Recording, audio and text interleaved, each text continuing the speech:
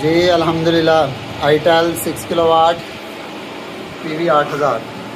जी अल्हम्दुलिल्लाह आज हम 16 प्लेटों के साथ itel 6 kilowatt PV 8000 pro model जो है वो इंस्टॉल करने आए हैं, जिनको एन टाइप जो है ये 8 प्लेटें ये लगी हुई हैं और 8 वो लगी हुई हैं।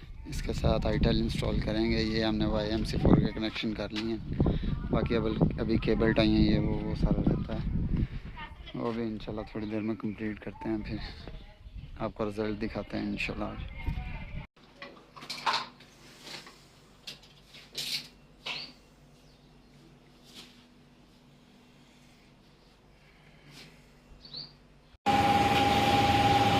जी अल्हम्दुलिल्लाह itel 6 kilowatt PV 8000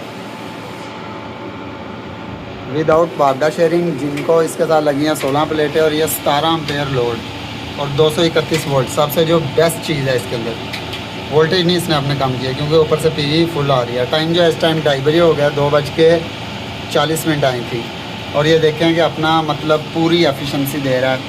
17 ampere load without बाबडा शेयरिंग, बाबडा शेयरिंग के बगैर 17 एम्पेयर लोड। और इसके अंदर CNC के ब्रेकर है, चेंज ओवर प्रोटेक्शन डिवाइस है, और ये हमारे पास UA का ब्रेकर आ गया DC, और इसके साथ 32 एम्पेयर का CNC का DC फ्यूज़ आ गया।